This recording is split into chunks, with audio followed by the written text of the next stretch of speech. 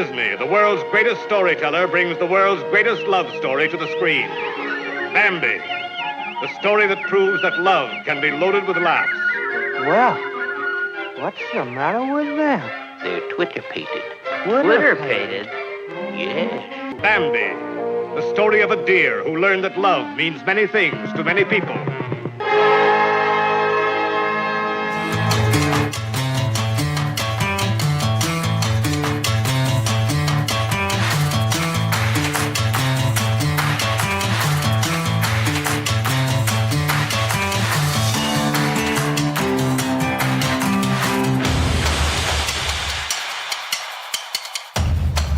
Hello and welcome to episode 43 of We'll Review It Our Shelves, the podcast where we review the movies on our shelves. Every 2 weeks we'll take a randomly selected movie from our collection and we'll review it ourselves. I'm Brian Morgan, and joining us from his home back in Los Angeles is... Mr. Daniel Bergman. Actually, you're not technically in Los Angeles. You're just in the greater Los Angeles sort of area, right? LA County, not necessarily Los Angeles City. You know, one of the outlying cities, you can say. Okay, fair enough. I'm not going to give away your exact location. Dan is... And, you know, because I know the only way to take me out for certain is a small-scale tactical nuke, and I know those are really expensive, so... Dan lives somewhere on Sepulveda Drive. It's the longest road in LA, so good luck finding him. Okay, so we are on episode 43, and we are going to be talking about Bambi, but first we're going to get to our listener feedback from our previous episodes, and if you caught our Hitchhiker's Guide to the Galaxy episode, I did mention that we had recorded that before the Conan episode came out, so we actually have 2 episodes worth of feedback to get to. And first and foremost, we'll start with the Conan episode, and in that episode we mentioned the review that we got on iTunes, which, again, we would like to thank L. Rob Oakville Edition for. This was a nice 5-star review, and it was lovely. But he commented on the Facebook page that said, with his real name, thank you, listener Robert Neese, that L. Rob Oakville Edition is a wise man, whoever he may be. And then he said, thanks for the shout out. So we certainly appreciate the 5-star review. And very much appreciated. And thanks for listening. Rob is one of our Canadian listeners, so... Kudos to Canada. Neighbors to the north. Yay, Canada. Apparently they're raising money for a privacy hedge, so that's nice. Yes. Where can I donate? GoFundMe.com.org.net. I want to be a good neighbor and keep us out of their yard.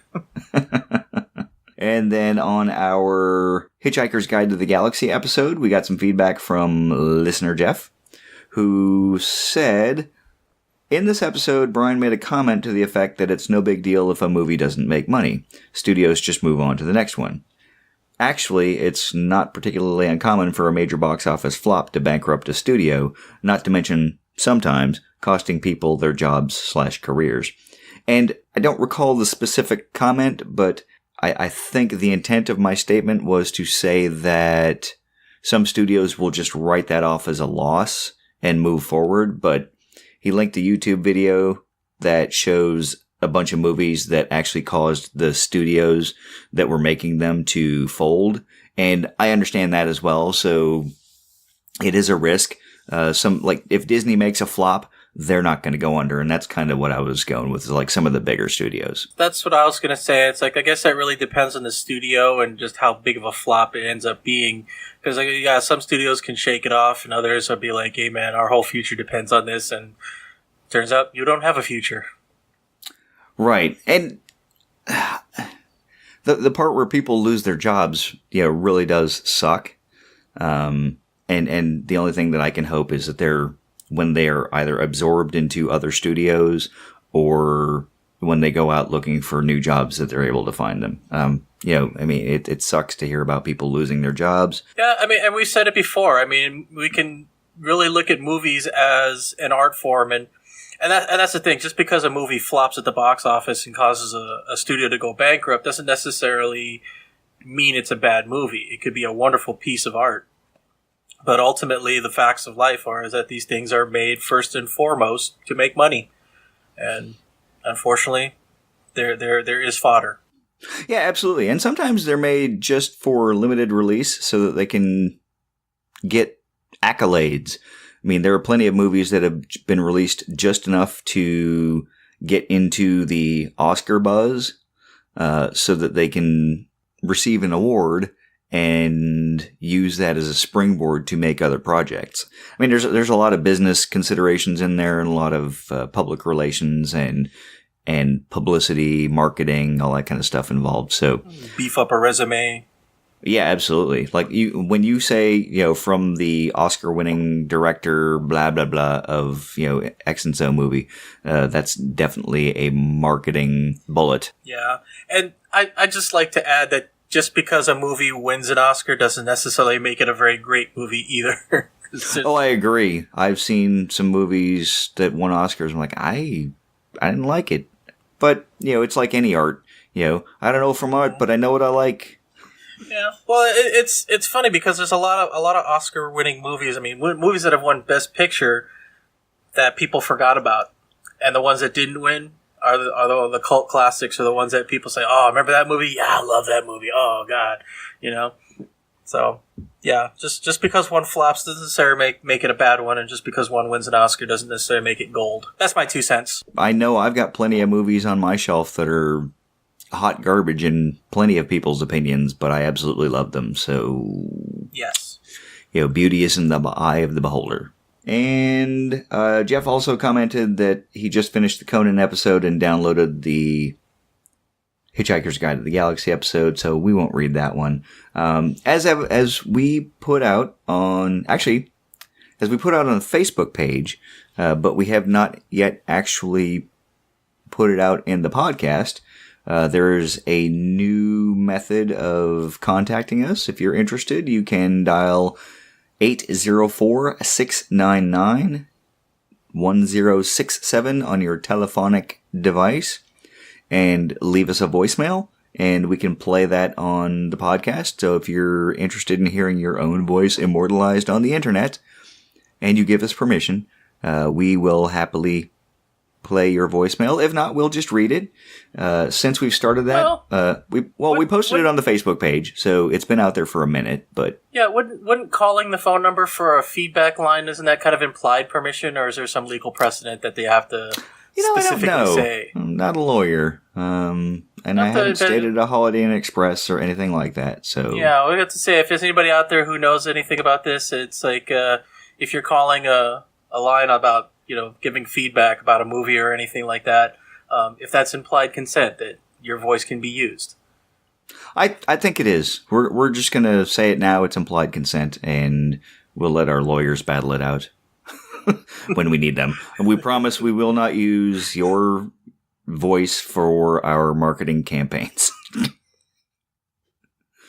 Whatever those marketing campaigns are. I'm about to say, what if somebody says this is really good and it's for a commercial? Yes.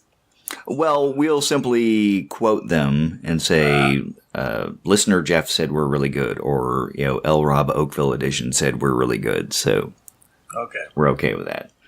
And since we started the phone number and published it on the Facebook and on the Twitter, we have got our very first non-test voicemail. And it was spam, so...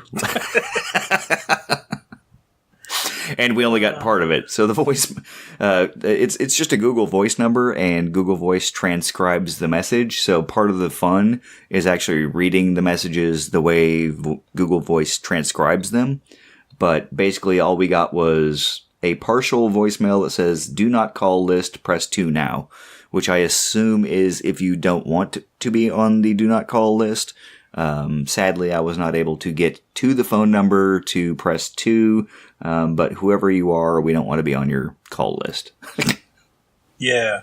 And one last piece of, we'll call it listener feedback, but we did have a listener request to be added to the 5 and 0 episodes, and that is The Birdcage. So thank you, Nina, for requesting that movie be added. Yeah, spoilers. I like the movie. I like it too.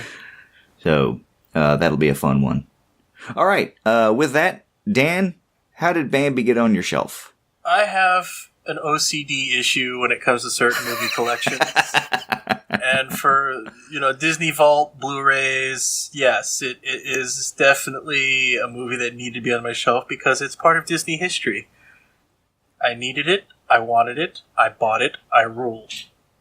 Yay! I don't have the same obsession that you do. I don't need to finish my Disney animated movie collection. But my wife has a Disney obsession that far outstrips my own. And because of that, when it was first available on DVD, we got the Super Platinum Anniversary Double Secret Special Edition, whatever that is. It's got 2 DVDs. I admit I did not look at the extras. There were some deleted scenes, but I've seen them on the internet before, so I didn't go digging into that second DVD. Yeah, I got the the super special edition and everything, and I when I was looking at things to comment on, I think the one that stood out most and it kind of really dated it is this strip, this bar on the back, underneath the synopsis and the list of special features, in bold, friendly letters. It said, "Don't panic." No, it says it plays on the PS3. Oh, nice. I didn't really research it, but I think it came out right about the time when PlayStation 3 had also debuted, give or take a few months. And PS3 was considered one of the best Blu-ray players on the market, and so it was just kind of interesting to see that they had made it a point to advertise that on a Disney Blu-ray. Well, Sony did pioneer the Blu-ray technology, so it stands to reason that their gaming system would have the best Blu-ray player sort of built in. I guess, doesn't always work out that way, but it really did work out for the PlayStation 3. Yeah, because that would have been about the time that the Blu-ray HD DVD wars were going on, the third format wars, and obviously Blu-ray won as we stand on this side of history. But Microsoft got on the wrong side and put HD DVD attachments to the Xbox 360, I believe. Yeah, and well, that's the thing. I mean, it didn't... I don't know. I don't recall, so if I'm incorrect, forgive me, but I think the HD DVD player was an extra piece of equipment you had to buy to plug into the Xbox. Yeah, it was an add-on. And I remember that was one of the things that most of the Xbox users that I personally knew, so anecdotal evidence, but they said was probably what did it in, is where Sony had a built-in Blu-ray player, whereas Xbox, you had to buy something extra. And I thought, yeah, that was a no-brainer for me. I mean, I was a Sony loyalist from the get-go. So having a built-in Blu-ray player, among other features that the PS3 came with, it just solidified my decision to stay with Sony. So, fair enough. I have always been a big fan of Sony's products. I still have a Sony Blu-ray player and a Sony Bravia LCD television in my other family room, other living room, whatever the hell I call that room. But my primary television is not a Sony. I couldn't afford the Sony in that size, and I won that one for free at a Christmas party, so I couldn't really complain much. But yeah, so that's pretty much going back how this movie got on my shelf. My wife said we need to have this, and so we did. But going back into my history with Disney movies, I actually had this on VHS before it was stolen out of my car, so I probably would have bought it anyway. Just having my wife buy it was just something that happened that would have happened anyway, so. Because it's Bambi. I mean, who doesn't love Bambi? Well, yeah, I'm going to be honest with you. I mean, it's like, this is not one of my absolute favorite Disney movies. It just, You monster. Yeah, I know. I'm a monster. Sorry, I don't make googly eyes at Bambi. I'm not going to go so far as to say that this movie bores me, but it's just it's a nice piece of art to me. It probably would have, and again, forgive me. I know a lot of people are going to hate me for this, but it probably would have been a nice little segment for Fantasia. I think it was a little bit much for a standalone movie. Okay. Making face. If only this was on video, the face that you're making is just like, are you kidding me? No. That wasn't the intent of the face. I was trying to visualize where it would go in Fantasia and how much of the movie would be cut to fit into a 5 to 7 minute segment of Fantasia. So when you say that, it was kind of I think it would be interesting to see, obviously with the right piece of classical music, Bambi being born, him learning to walk, then playing in the snow, basically anything where Bambi's doing something where he's learning something, and then you would have to add the part where, or at least animate the part where you actually see his mother being lost and have that timed to an appropriately sad portion of whatever music it is you're trying to to showcase. So I think it would have been an interesting addition to Fantasia. I think as a standalone movie, it's not bad. I'm not saying it's bad. I mean, and again, reminder, this is just my own personal opinion. I'm not saying it should be a segment or anything. I'm not making any declaration. I think I've mentioned this before in our Pinocchio episode that, this is one of Disney's older movies, one of the first bunch of animated features, and it has a lot of scenes where they're really showing off their animation style. There's a lot of scenes where they're just showing the rainfall and the passage of time, the changing of the seasons, and it's beautiful. Don't get me wrong. It's like a lot of the scenes you can actually see the textures of the watercolor painting on a whatever it is, the medium that they're playing, probably a very textured paper, it seems.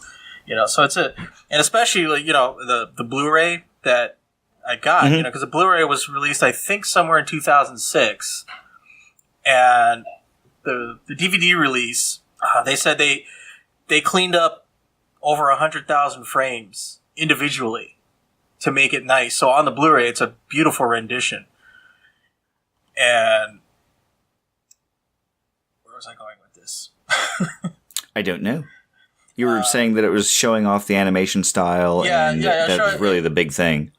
Yeah, so like I said, it just seemed like a very long music video, or just kind of just an artistic piece and everything. So that's why I'm of the opinion that it just seemed like a very extended segment of Fantasia. Okay, and I don't necessarily disagree with you. I mean, I think if you clip out the right parts, it would be incredibly interesting in Fantasia. I think that as a movie in and of itself, it does a really good job of showing the innocence of a newborn deer, sort of that growing and maturing and that coming of age arc. And this is one of the things that I was going to kind of hold off on, but since we're here now, everybody makes a big deal about Bambi's mother getting shot. And as I was watching the movie, I'm like, okay, I hadn't seen it in a while, and I knew about where it happened, and it affected me. It made me sad, like, oh no, Bambi's mother just got shot. But there's a part of me that was a little bothered by the next scene, which was Bambi having antlers and frolicking and laughing and playing. Like, dude, your mom died. You didn't really ever think about her again. So I think there's some incompleteness to the movie that, had they beefed it up with a few more scenes, would have been better. But that makes it more of a, like you were saying, something you could just compress that and put it into a Fantasia segment. Yeah, I mean, it's just, I have read in some personal blogs or whatever that talked about like how Bambi just shed a single tear and then he moved on, which I guess, because 1942, you can tell that the audiences probably weren't into that much of the drama. Okay, Bambi's mother died, very sad, let's move on. I'm guessing, because obviously I was not alive in 1942, but, because, to really, just to answer your other question really quick, though, about, like, what parts would you cut out and everything, and you said the movie was very good at portraying innocence of a newborn deer and childhood and the passage of time, and the thing, one little bit of trivia that I did find is that Bambi does have, I think they said, like, somewhere in the neighborhood of only 1,000 words of dialogue. Yeah, what I read was about 900, but yeah. And the one thing Disney is really good at, and I think I've mentioned this on several episodes, especially like the Star Wars one, where I felt this was the first time that a stormtrooper, where his emotional state was conveyed without words. And that's the thing, Disney's really good at conveying emotions through speechless characters. I think I've mentioned the magic carpet from Aladdin was able to express a lot of emotions. What's his face?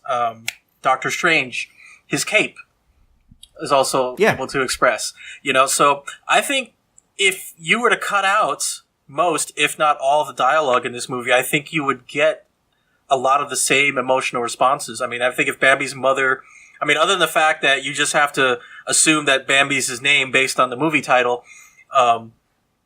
you would just convey all the emotions and still get the story that Bambi's born, he makes friends with a rabbit, he's exploring the world, he's still on shaky feet, and the passage of time, winter's kind of fun, oh wait, there's danger in the meadow. All of that is being expressed without dialogue. To me, the dialogue's kind of fluff.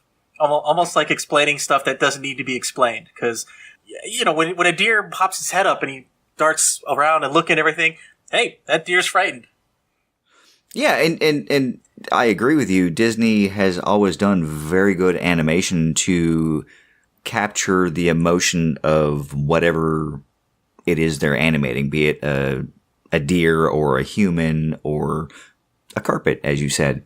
The conveyance of fear in the eyes is different than conveyance of mirthful joy, of curiosity, of excitement. So they do a really good job of that. As far as the dialogue being removed, I don't disagree with you. I think you could do that and still tell a reasonably similar story. But I do like the dialogue in that it's able to convey some of the more potent lessons of the movie, and those are usually espoused by Thumper, by quoting his father, "If you can't say something nice, don't say nothing at all." That's good advice. Don't get me wrong, I don't mind someone telling me something negative, but you could be decent about it. Unless it's, complete and total, like you need to save my life and tell me something negative at the same time, in which case, lead on, Macduff. But, I think that's advice that we have lost to the social media age, where it's all about sound bites and snarky comments. And getting the upper hand, always being on top. Yeah, and I'm not immune to that myself. Usually I try to be fairly decent on Facebook when I have conversations, but there have been occasions where I have gone for the jugular, as it were. Like, yeah, you know what? I've tried being nice about this. There's a point where I just have to let you know that I can give as well as I get. So, but again, Bambi's father's advice, even though we never see Bambi's father, his spirit lives on. Well, it's funny that you mentioned that, because that's definitely a major point that I didn't have in my notes. It was kind of an afterthought after I watched the movie and everything, but, this is one of the few movies where it's the mother who is the featured and active parent of the main character. Give me some examples. Well, examples, Little Mermaid, Beauty and the Beast, Aladdin, Jasmine. Aladdin, thank you. It's just a lot of them are, single parents, and it's usually the father. Well, and that's because from a dramatic storytelling standpoint, it is far more impactful for a young girl, a Disney princess, to have to be raised by a father because, that gives the young lady not a female role model. So that introduces the possibilities for the wicked stepmother, the wicked queen, or just the struggles of a quirky older male, Belle's father, to, raise a young daughter and try to instill in them the societal expectations of grace and beauty and, femininity.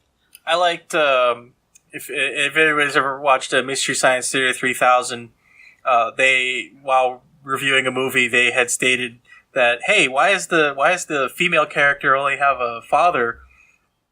What happened to the mother? And after they made the jokes about like how, if you were a mother in the 60s or 70s or whatever, and you were a television family, well, that was just a death certificate for the mothers, because divorce was just no.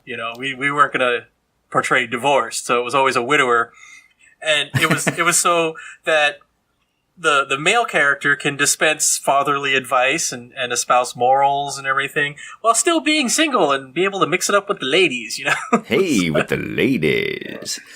Well, the interesting thing is, like, Belle's father, for example, he was not mixing it up with the ladies. He was busy working on his inventions, and he had his own thing, and he was trying to give Belle a sense of independence and creativity. And I know it's not really spoken of in the movie because it's just not a thing that matters, but, there was a certain part of him that was like, I don't know how to give you, womanly qualities. Like, here, I think that's why he gave her books to read, to give her some sense of romance and not romance in the I need a man kind of way, but in the, in the romantic notion that there's something bigger out there, so that she wanted adventure in the great wide open, and the things that she sang about. In this movie, Bambi is raised by an absent father, which is an interesting way to look at it because it's not like Bambi's father was dead. He was just the prince of the forest and had to go out and do whatever it is Prince of the Forest do. They never actually said that Prince of the Forest was his father, although it was very heavily implied. You just sort of accepted it. But I don't think there was any dialogue that actually said, hey, I'm your dad. Well, I think that's why they kept calling him the Little Prince, though. So, it is heavily implied. But you're right, it is not specifically spoken that that's your father. But even when they go to the meadow and he says, well, I see my dad there. Maybe. It's his dad. Let's. Okay, well. No, I will not disagree that it's possibly. But, I'm just now looking at a list of Disney characters, and maybe I was a very, strong word, maybe misused or everything to say that most. A lot of Disney main characters, Disney princesses or whatever, they don't necessarily come from single father homes. And I dare say even a lot of them actually come from full families. Such as? Mulan had both her mother and father. Okay. The Incredibles obviously are a very, strong family unit there. They are, in fact, the nuclear family. Yeah. Not Cinderella. Sleeping Beauty, fairy curses notwithstanding, she still had both her parents. So, okay. Snow White lost her mother and her father remarried, so I think it's reasonable to make the statement that a lot of times they come from familially challenged. Yeah, you could say that. Backgrounds? Yeah, that's a good one. Let's see. Princess and the Frog, Princess Tiana. I don't know if you can really call her princess because, she came from a poor family, but Tiana. Well, didn't her father pass? Her father. I was going to say her father died and she was raised by her mother. So, again, So I guess I should rescind the statement that Bambi is one of the only ones. I should say one of the few where it's the mother did most of the active portrayal and raising of the child. So it has happened. I mean, Lilo and Stitch. Oh, there's a broken family right there. I'm like, ugh, that I always tear up at that movie. I'm not laughing that you tear up. I'm laughing at Lilo and Stitch because it's a good movie. Yeah, so it's a great movie.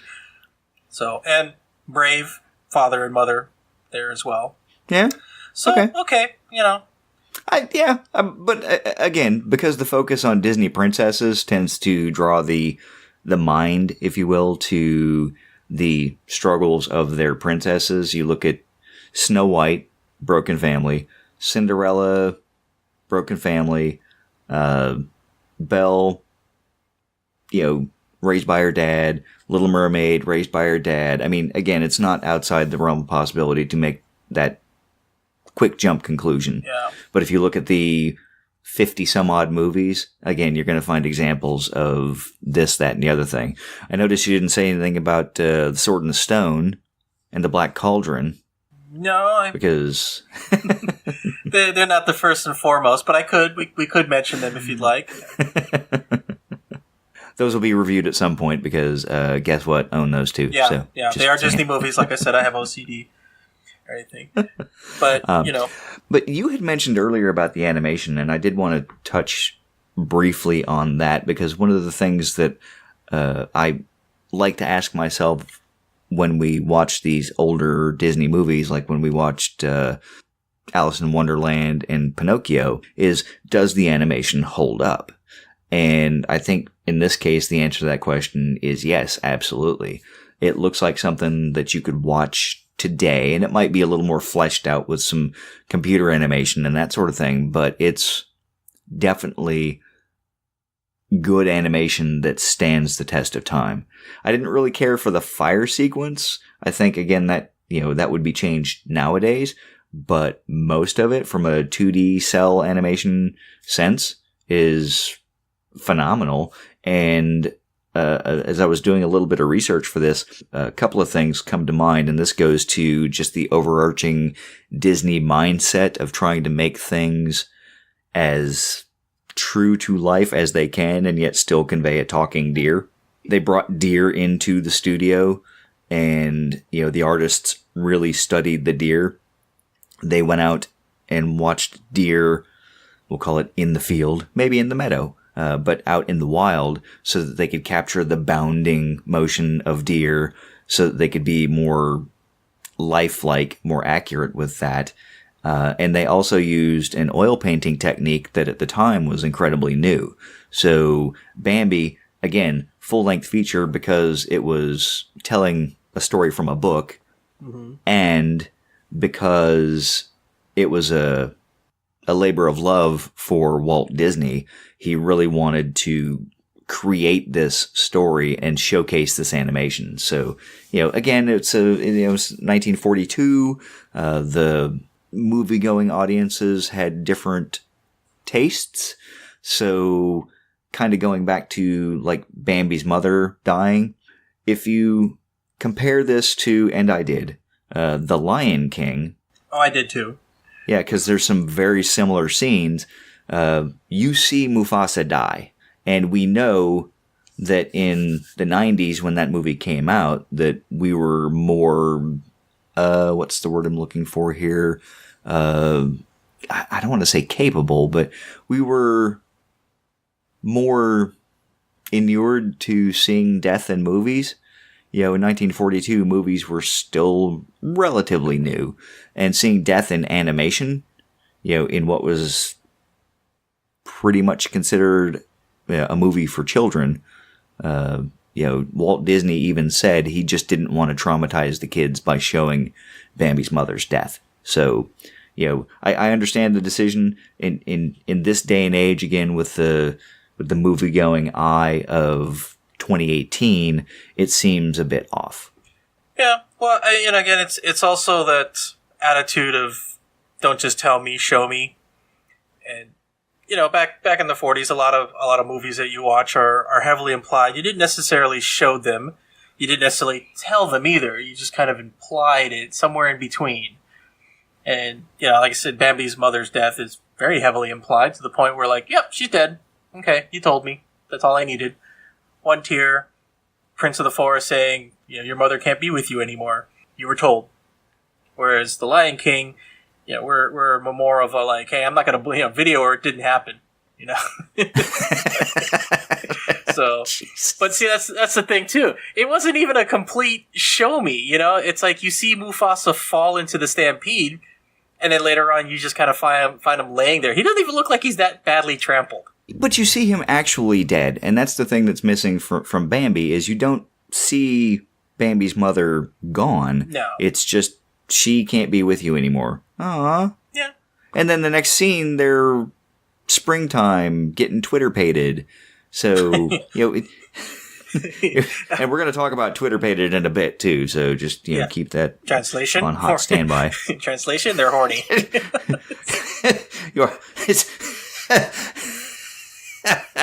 It's like that old Robin Williams routine. It's like, springtime.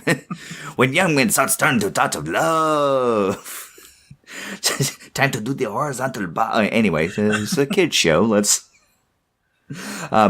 But the interesting thing about this movie, again, going back to the Lion King comparison, is there were a lot of scenes that the Lion King drew inspiration from, and you said you had a few things to say, so I'll ask you, what did you notice? Well, again, the whole circle of life thing. I mean, there was no song about circle of life, but he's born, he goes through his learning phase, he grows up, faces a little bit of turmoil and challenge, and meets his childhood love. Yeah, and then later on, you see he has a family of his own, and he stands high up on the rock.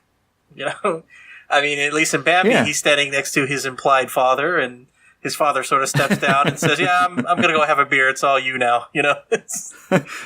All right. You got this. I got this. Okay. Cool. Yeah. All right. One of the other things that I noticed was, one, the stampede of deer was very similar to the stampede of wildebeests in The Lion King. Very reminiscent in the sense that 1942 to 1994, I get it, The Lion King was afterwards. But, from the standpoint of, I'm reasonably certain that influenced the animators in The Lion King. There was also the battle between Simba and Scar, where the Pride Lands are on fire, and they're battling it out, and you see the shadows on the wall when Bambi goes up against the other deer that we have no idea what his name is for Feline's affections. There's a lot of similarities between the shadow projection and the darkness in the battle. Actually, he does have a name, and again, I don't know. Does he? I don't know how to pronounce it. Rano or Rono. Ronno. I would say Rano. I found that in the trivia section. It's funny because they're talking about it's easy to tell who's winning the fight based on the color scheme in the background, and they changed it to show who's on top. But the funny thing about that scene when you're mentioning it is it's just Bambi is always depicted as this. And I'm not saying this in a derogatory manner, but as this dainty character, he's lean, he's thin, he's just very gentle. But when it came to that fight scene, man, he hulked out. All of a sudden, you start to see muscle tone on him. Yes, it was like he grew. His chest grew 3 sizes that fight. He was like the Grinch. Bambi smash. He definitely hulked out, but. The interesting thing is the bulk of the movie Bambi is a child, and most of the growth that he does is, again, as a child learning the world around them, like how to stand up on ice, how to stand up in the first darn place, how to say bird, and knock over a bunch of birds when you say it. But when he transitions to an adolescent, more of an adult deer, I mean, he's got antlers, he's getting Twitter-pated and that sort of thing. He's far more, aggressive, I guess. I mean, he's less curious. He's more like an adult human when you finally figure out, like, oh, yep, that's a bird. Okay, great, got that. I don't need to ask that question again. He's a more experienced adolescent Bambi. And one of the things that I did find out in the research, which has nothing to do with Bambi being an adolescent, but the guy that did the voice of Bambi as an adolescent became a Marine, and he retired as a Marine after 25 years. He was in Vietnam, got shot a couple of times, but he never let anyone in the Marines know that he did the voice of Bambi. I read about that. Yeah, and he made it, up to like 2 months before he was going to retire. And he was a major, and some general came and wanted him to do something. And he just made a subtle comment to a top secret file that said something about his background. And he said, "So you're going to take care of that, aren't you, Major Bambi?" And he's like, like, damn it. Almost made it. And it's just, it's interesting because, again, I get it, from your and my standpoint of having been in the military, the minute there's blood in the water, the sharks, will rally and go crazy and start to feed, because if you show weakness, then they will eat you. So you have to protect yourself and keep your secrets secret, unless it's something you don't mind having sometimes playful banter thrown at you, and sometimes, mean and hurtful banter. And I wouldn't exactly call that banter, but you know what I'm saying, right? Yeah, I know what you're talking about. So I found that quite interesting from the backstory of Bambi's voice. Yeah. It's the circle of life. Sorry. Actually, that's the other thing I was going to mention too. Was on the video commentary on the making of Bambi on the Blu-ray, they were talking about the similarities and comparisons with the Lion King, and I forget exactly who, because I didn't exactly take notes on this part, but one of the veterans of Disney animation or movie making was approached by the people who were making the Lion King and said, "Hey, would you like to help us work on this?" And he said, "Well, what are you working on?" "It's the Lion King." "What's it about?" And they said, "Well, it's like Bambi, but with Elton John." And he's like, "Oh, hell no, I'm not doing it." But I think they said later on he got on board once he saw just how well they were doing it. It's funny too, because I think about too, when the creation of the Lion King, they also brought animals into the studio to learn how to draw them and get their mannerisms and everything. But forgive me for mentioning this, but this is one thing that Disney is also very good at. And my cousin Bill, I'm giving you credit for this. This is not my thought, but it's like, aside from really conveying emotional states without words, Disney has always successfully animated animal anuses right out, and nobody notices.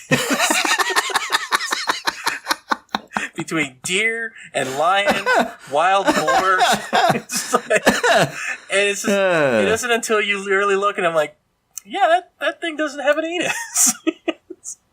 Well, other parts either, as far as I can tell. So, I mean, not that I've gone looking, but well, and that's the thing. It's animated in such a way that you don't notice and you don't look for it until someone like me mentions it, and then you kind of unsee it. Like, oh, great! Now I will never see Bambi the same way again. Uh-huh. So, hey, on a weird side note, speaking of not seeing anything the same way ever again, or hearing anything the same way ever again. Just today, right after I had watched Bambi, I walked into the kitchen and McKenna was playing The Circle of Life on speaker on her phone. I'm not quite sure what prompted that, but she was just listening to it. And, when you hear the part where they're doing the Enyana, Enyo, and Abada, she looked at me and said, "Pink pajamas, penguins on the bottom." Like, you're never going to hear it the same way ever again. I'm like, oh God, you just poisoned me. So yeah, if you say pink pajamas, penguins on the bottom in rhythm with that, it works perfectly. That was how my post Bambi day went. There you go. It's like, I was thinking it, now you're thinking it. Yep, and now it's in your head. So listeners, if you do that and you become angry over it, it's not my fault. Blame my daughter. I will relay your complaints to the child who started this. The Force do work in mysterious ways. It's an old Jedi mime trick. That is the true power of the Force, is getting that earworm in there. Yep. So speaking of parenting, which kind of segues, child, I'm a parent. Did you find it interesting that Bambi got to run around all over creation with not a parent in sight for the bulk of the beginning of the movie? I did not find that unusual, because it always seemed like there were a couple scenes here and there that show that they were never too far away. So that it's just, to me, it was just the movie didn't always have to focus or have the mother in the frame. It was just implied that she was always nearby. Because there's like specifically there's a scene where Bambi and Thumper are, who are they doing? I think they when they first met Flower or something like that. And then all of a sudden Thumper's mother said something. It's like, Thumper! And you kind of look over and it looks like Thumper's mother and Bambi's mother are kind of like having a little conversation in the background. Having a spot of tea? Yeah, kind of like if they had hands, they would be doing that. So like they do. So the implication was that she probably, even though you don't see her, she wasn't too far away. Yeah, I think there was only one real point in the movie where they became separated and it became a thing, and that was when they were in the meadow and the hunters showed up, and it was the first time that they'd been shot at, and Bambi's mother survived that interaction. Yeah. Talk about, it's funny, it's like talk about man is in the forest, it's well, first off, I remember a little bit of trivia. It's like that used to be the code that all the people who worked at Disney was if Walt Disney was nearby, that was their code to say Disney was nearby. The big boss is nearby. Man is in the forest. Yep, had that in my notes. Yeah, thought that was an interesting bit of trivia and everything. But yeah, the second appearance of Man in the forest and everything, man, that was just a bad day for Man. I mean, you can call it karma if you want, but I mean, everything that went on, like their hunting dogs, yeah, they were portrayed as these vicious, villainous, biting machines that were going to hurt Feline and Bambi and everything, but ultimately Bambi crushed him under an avalanche. So somebody... Yep, sorry about your bad luck. Somebody lost a bunch of dogs. And then their campfire burns down the forest, so you can only assume that they burned with it. Yeah, they don't really say. I guess they did. I mean, it's not outside the realm of possibility that they would get caught in the fire. And it's like any dogs that might have survived that rock crushing have just been burned alive and not being able to escape it. And the whole time this forest is burning, I'm thinking, man, if only somebody properly raked it, it just wouldn't have happened. No, you went there. Oh, God. I was just thinking of the timeliness of watching the forest burn down after all of the fires in LA. I was not going to make any raking comments because actually it didn't occur to me. Yeah. If the animators had drawn properly raked forests... Yeah, you have no idea how long I've been waiting to use that. Okay, that is just wrong. Funny, but wrong. No, it's not even wrong. It's just funny. So we're just gonna cut that off right there and just leave it at that. I'll move on to something a little more lighthearted, and it's just noticing just little features of animation, and it brings up a question. It's funny because it's like that convergent evolution where two different species evolve similarly, but they're not related, and they don't do it together. And the thing I'm pointing at is that there's a scene when Bambi's first born, and everybody's gathering, a la like Lion King, everybody's gathering to see the newborn prince. The moles show up, the little burrowing animals. Mm-hmm. And you could see that they're coming because you see the progressive raised earth. Mm-hmm. Now, that's very indicative. Bugs Bunny always, Warner Brothers, not Disney, when he burrowed into the ground, they always showed that, the progressively raised portion of earth and everything until he popped out of the ground and said, hey, this isn't Coachella. So, but my thing is... Should have taken that left turn at Albuquerque. He should have, but that's the thing. I mean... Do they really do that? I've never seen that in nature, or is it just something that everyone just assumed would be the good indicator that something underground is burrowing and it's getting closer? I think the latter rather than the former. My experience with burrowing animals is not vast, but I do believe that's just a visual cue that something is happening, that there's a character moving under the earth or under whatever it is. Okay.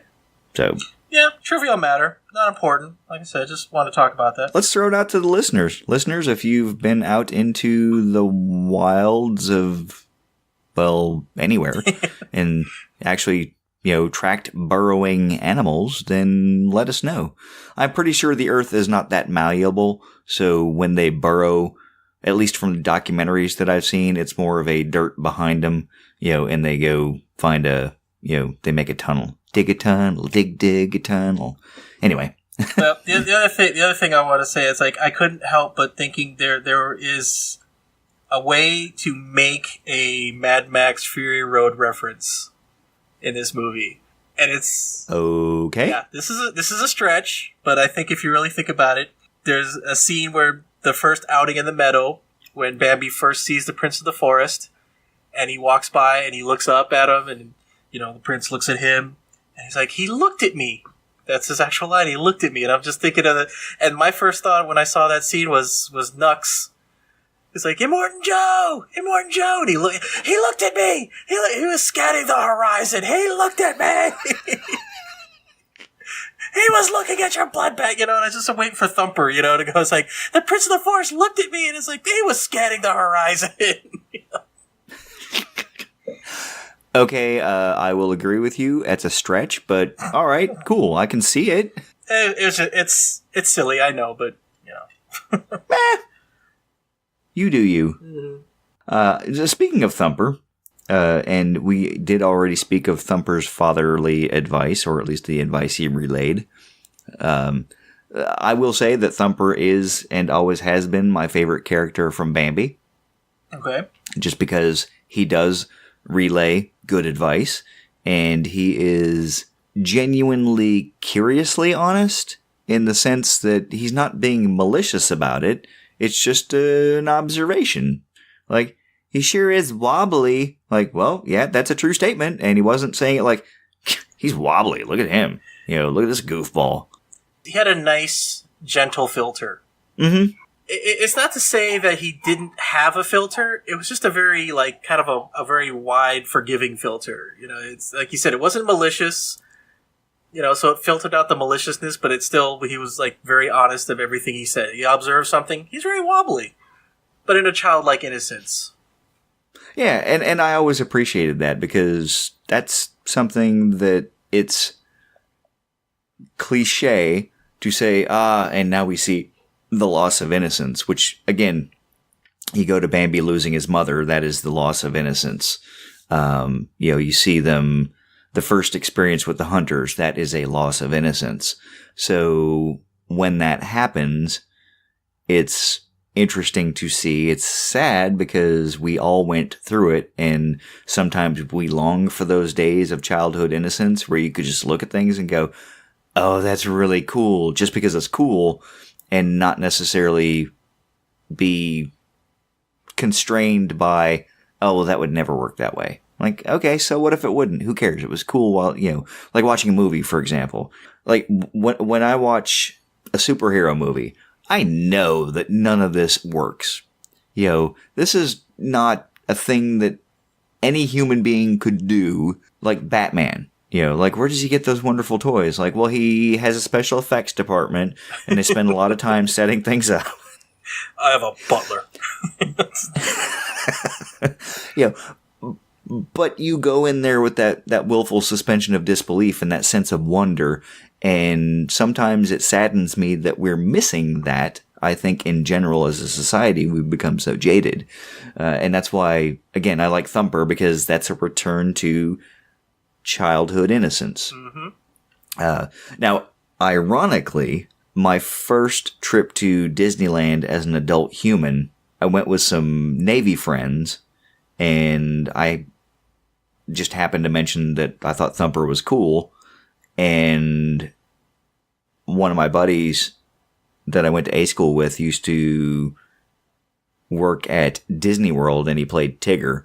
But for some reason, I think the statute of limitations has expired, because that was nearly 30 years ago.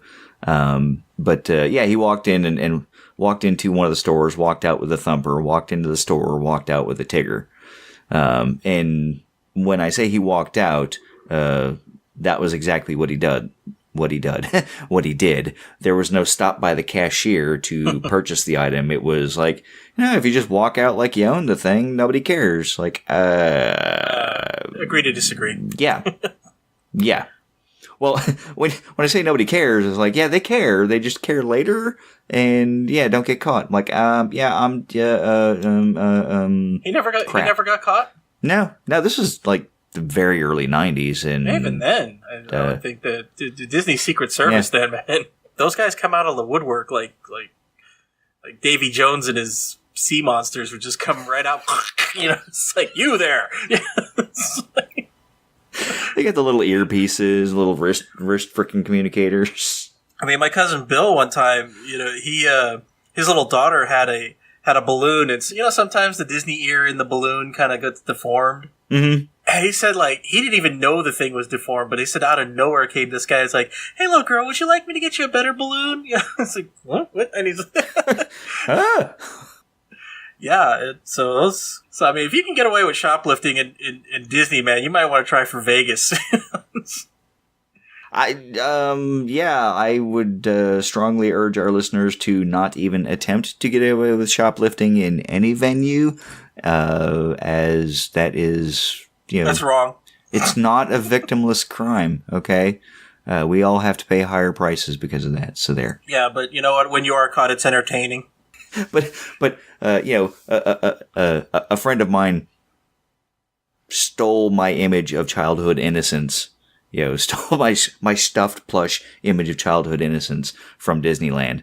And like, that kind of defeats the purpose of the character's innocence. Damn it! So I just thought it was the height of irony. Yeah, but and a story from my past, and I will not mention his name. And so there. Yeah. So NSA, if you're listening, Disney NSA, do they have an NSA? Oh, I'm sure they do. Secret listening building, like, they said something about the mouse. No, but it's funny that you talk about irony and innocence and everything. This movie, it was released in 1942. It was after the outbreak of World War II. I don't know how long production took, because I wasn't able to find anything that talked about actual production time. So I mean, I'm guessing they started before Pearl Harbor, but well into the war in Europe. And they said, at least from what I saw, that production ran well over on this. It went way long. Really? And the previous animated movies had taken something in the neighborhood of 3 years. So I'm going to guess you're probably right. One, it was obviously well before Pearl Harbor, because I don't think, unless they had 1,000 animators working, for nights on end, that they would have gotten this movie out in time. So yeah. So, but when you watch this movie and you think all the innocence and the forest and everything is just not quite magical, but it's just very endearing. But it's, for someone like me, it's just thinking 1942, what was going on while this movie is supposedly taking place, or just try to put myself in the theater seats in 1942, and to have that in the back of your mind, that there's a war raging in Europe, there's a war that United States just got involved in. I don't know exactly when in 1942 this was released offhand. I'm sure I could just do a quick Google search and I could find out, but August. So, okay, this is post-Battle of Midway. I mean, so some very bloody battles have occurred. So you have that going on. The social state in the United States was pretty horrendous. I mean, there were still rampant Jim Crow laws and racism. Japanese internment was occurring.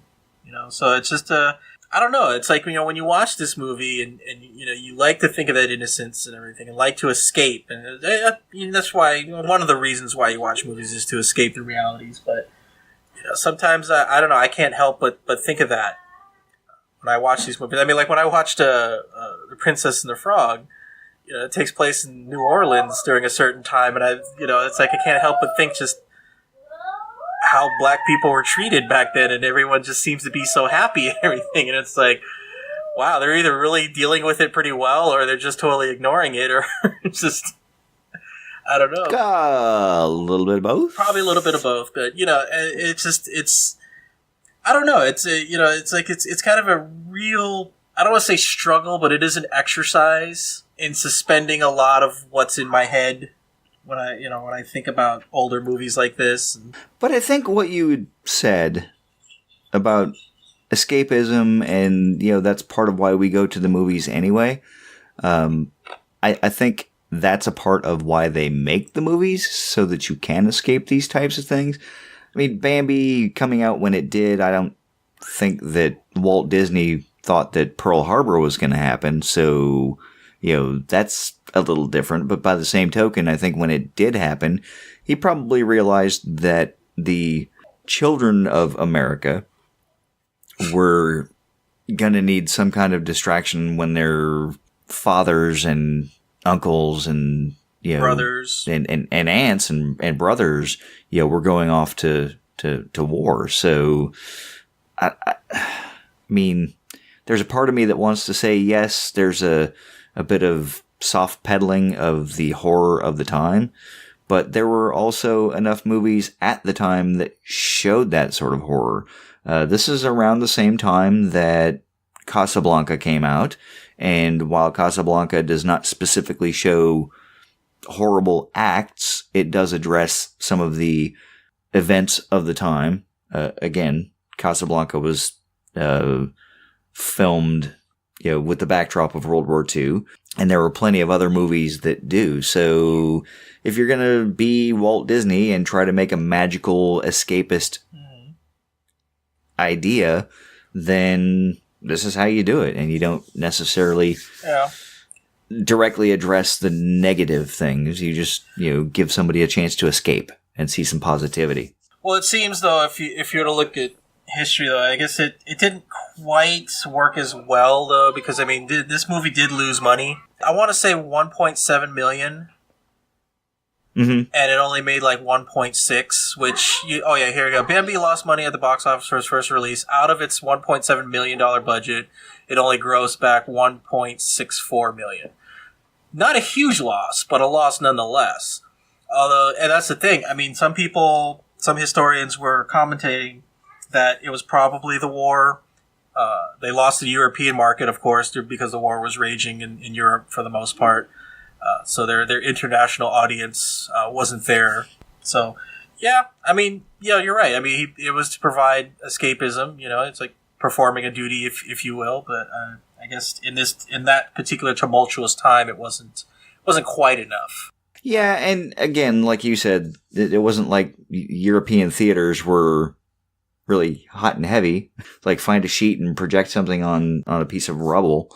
But the other piece of this, and this is the part that I don't know that anyone could have ever seen, in the sense that it wasn't really predicted, but the availability of home video, completely breathed new life into Bambi in every other Disney movie in a way that, like, I know we lost some money way back when, but I guarantee you they have made that back in spades in video and merchandising.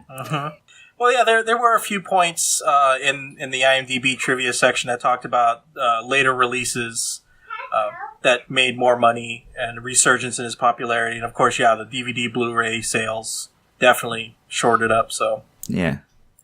And I remember, I've mentioned this before on some of our other previous episodes where we discussed Disney animated movies. I remember as a child in the summertime, the local theater on Saturday would do kids' matinees, and all you had to do was bring down a couple of cans of corn or peas or whatever, some canned food, and it was like a food drive / children's matinee, and we ran through all of the Disney animated classics, Sleeping Beauty, Cinderella, Bambi, et cetera, et cetera, et cetera. So they definitely made it back in re-release and video. And again, the thing that Disney is phenomenal at merchandising, except for the, $12, well, I don't know what their profit was, but the $12 they did not get for Thumper in the early 1990s. But, one of the other things that Disney has captured of late, and I'm not sure how I feel about it 100%, is this new fascination with the live action version of their animated classics, like The Lion King. and the Beauty and the Beast. Okay, I can kind of get that because there's a lot more people involved. But the Lion King is all animals, and when you say you're making it live action, you're not really making it live action. Those are computer animated. That's not live. So those kind of bother me. Photorealistic. Call it what it is. Sure. Call it photorealistic. Sure. Those are words. But it is CGI. Yeah. I'm going to say it again. The live action versions of movies, when it comes to Disney, have been very hit and miss with me. I didn't like Beauty and the Beast because I didn't like the look. The aesthetic was just off. Jungle Book, awesome. Thought it was incredible. It was okay. I went and saw it at the theater. It wasn't bad. And what's the other one that they had? I know I looked at Aladdin, seeing Will Smith as the genie. I don't see it. I'm not terribly excited about that. But do you think that they could make Bambi, photorealistic, live action? I'm going to say it can be done. I think at this point it's 50-50. I think I think if you get the right team and doing the right animation and the right production, you can make a very good live action Bambi. But it's a delicate matter, and it's like I've said with remake, reboots of horror movies. It's 50-50. Depends who does it, how they treat the source material. Rob Zombie has been pretty good about doing that, and whereas others just suck incredible ass. So. Yeah, I agree. I just don't want to see a live action version of Bambi. I don't think there's a need for it. Yeah. I can get on board with that statement as well. I mean, I'm not particularly pining over one. There's a lot of other movies I'd really like to see. I would love to see a reboot of something like 20,000 Leagues Under the Sea with today's production standards and everything. I think it could be an incredible movie. I again agree. I think that would be interesting. But again, most of the strict animal movies, you're not live action. You're just really good computer animation, and that bugs me. Yeah, at that point, you're arguing semantics, which I get it. Yeah. I get it. I'm not saying you're wrong, but I get it. It's whatever you want to call it. Yeah, but and I don't know that I would ever be able to believe a CGI photorealistic owl telling me that somebody was Twitter pated. So maybe I would. I don't know. Yeah, you saying that, I actually can see a photorealistic owl saying that. Okay. Now, if you can get past today's audience going, is like, doesn't that owl eat those squirrels? Why is he telling them about being Twitter pated? I mean, he wouldn't be telling Thumper about being Twitter pated. He'd be eating them. It's funny because I had forgotten that this was the first occurrence of the word Twitter pated in a Disney movie. For some reason, I always associated it with the Fox and the Hound. Now I can't find that it's in there. Like, maybe I was just transposing the owls from the two movies and making that juxtaposition of Todd and what the heck was her name? What was the female fox's name? I don't remember. Well, whatever. When the fox character in The Fox and the Hound falls in love, I keep thinking that the owl said Twitter pated, and I don't know, listeners, if you recall what that was, then let me know. I don't know that Dan he doesn't look like he cares. But yeah, so it was kind of fun to hear that injected into the lexicon, and it's actually in the Urban Dictionary. There's an entry for Twitter pated. I don't know. Again, being more realistic, I was just thinking the owl telling Thumper, it's like, Thumper, what's Twitter pated? And like, well, you see that young rabbit right there? Oh yeah. See, if you weren't Twitter pated, you'd have run for me. Now go away, Bambi. I'm going to eat. Damned herbivores. And see, that's where Bambi learns that being Twitter pated is dangerous. Well, they knew they didn't want to be Twitter pated until they wanted to be Twitter pated. But the interesting, speaking of Twitter pated and that whole scene, and I know we kind of talked about it a little bit, but the interaction between Bambi and Rondo, the maker of the Pocket Fisherman and the Smokeless Ashtray, Rono, I believe was his name. Rono, I think yeah. I'm going with that. Yeah, Rono. That whole interaction, I mean, I know they're anthropomorphic characterizations, so they have, emotional responses, but, I mean, in the real animal kingdom, it's like, yeah, whichever one of you guys wins. It's like, she wouldn't be cowering and be like, all right, which one's winning? Which one's gonna win? All right, cool, I'm with that one. So I think that it gives children a really incorrect impression of the way the animal kingdom actually works. Like, all right, cool, whatever. Again, it's the emotional hook. I get it. It's just, it's kind of fun to, now that you know these things, to play with the, with the tropes a little bit and make them reflect reality a bit more.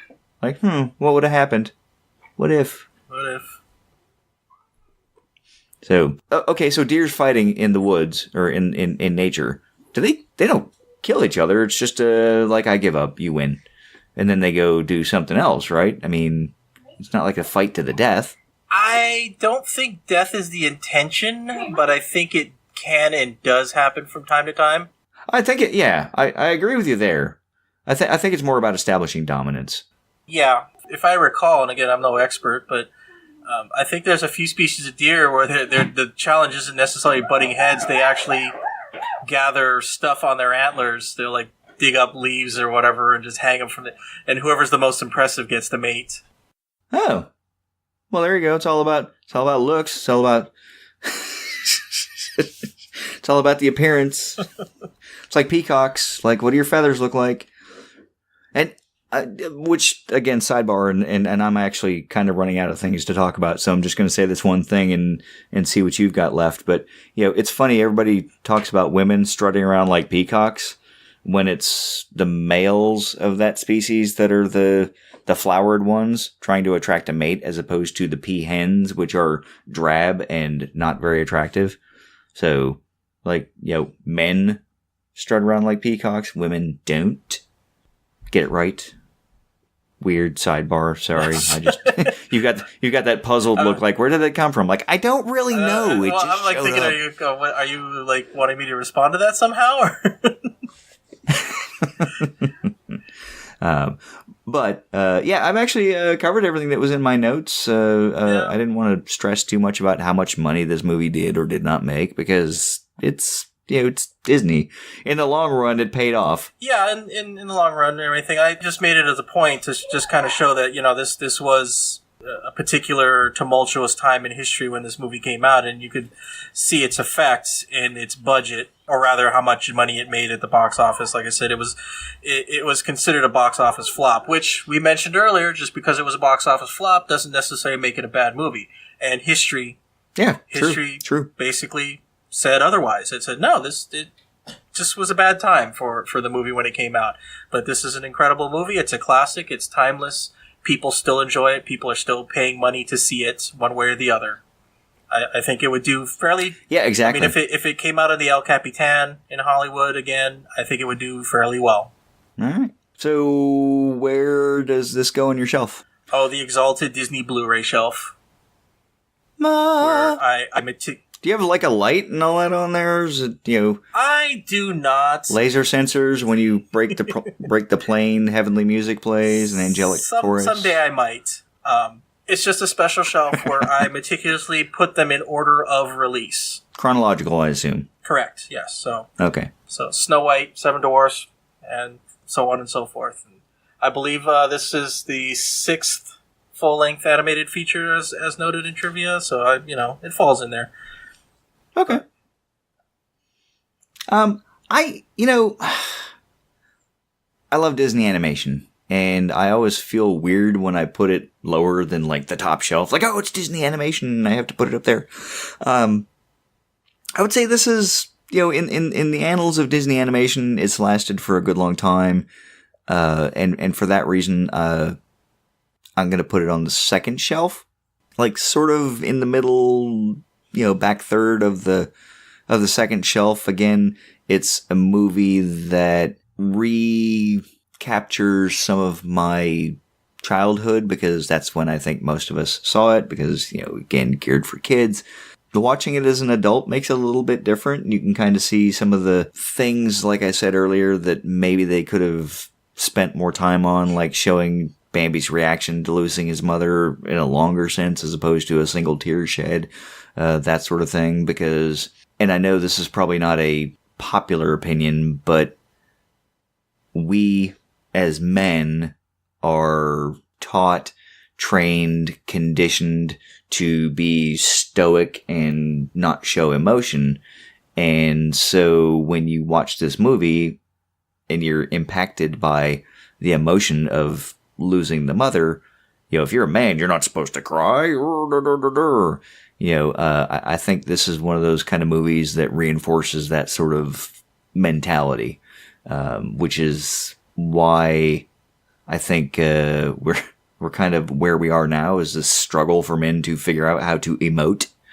And, again, Bambi's part of that history, if you will, part of how we got there, which seems like a weird transition, but that's kind of what it made me think of. And yeah, so second shelf, definitely going to watch it again. It's Bambi. I mean, how do you not? Animation's still good. Yeah, I know I'm still going to watch it again because while I was watching this for about 3/4 of it, little Tesla watched it with me. Nice. So she's definitely interested. It didn't hold her attention for 100% of the time, but quite a bit of it. It's definitely one of those things that it would be fun to watch your child's reaction when they're younger, and then when they get a little older, go, okay, well, now what do you think of it? Now, if you want to have that conversation about filmmaking and storytelling and, what movies make you feel in the first place, it's definitely worth rewatching for that alone, especially with your kids. So that's why I like occasionally having, the girls on the podcast, and I will probably, if we find a movie that I think that they'll like to talk about, I would like to include them. I know McKenna wants to be on one in particular, a movie that we just added. So I enjoy that, seeing that development. Like, okay, when you were young, you thought this, and now you're older. What do you think? So, cool. Okay. So, final thought, look up Godzilla versus Bambi. Oh, trust me, yeah. you'll be disappointed. Oh, no. Yeah, listeners, if you have not seen Godzilla versus Bambi, wow. I mean, that is art, and it needs to be Googled. I'm sure it's on YouTube somewheres. Yeah, no, that's, seen it, loved it. It's phenomenal. So, yeah. Yeah. Okay, so with that, listeners, if you have any comments regarding this or any of our previous episodes, please leave us a message at wrios2016mr@gmail.com. You can hit us up on Twitter at wriosmr. No, it's actually at ourshelvesw. I'm sorry, our Twitter. I don't remember our Twitter handle. I just remember how to log in. Or you can hit us up on the Facebook page, or, again, new feature, something new's been added. You can leave us a message at 804-699-1067, and maybe you could tell us what options to press to get off of your call list. And with that, let's find out what we are seeing for our next episode, which, by the way, as of this release, this will be the first episode of 2019. So what we're watching now will be the second episode of 2019. All right, are you ready? I'm ready. Harry Potter and the Half-Blood Prince. All right, Harry Potter and the Half-Blood Prince. Okay. That's our first Harry Potter movie. Our first Harry Potter movie. And there are 8. And we're starting at 6. An interesting choice. A la George Lucas. Woohoo! Start in the middle. Yeah, that's. I'm actually intrigued to jump into the middle of Harry Potter without talking about the previous movies. That'll be fun. But this movie does do a good job on its own. So, okay. With that, Dan, your movie-themed goodbye is? man was in the forest. Ah, Walt's coming! And with that, we will see you in 2 weeks with Harry Potter and the Half-Blood Prince.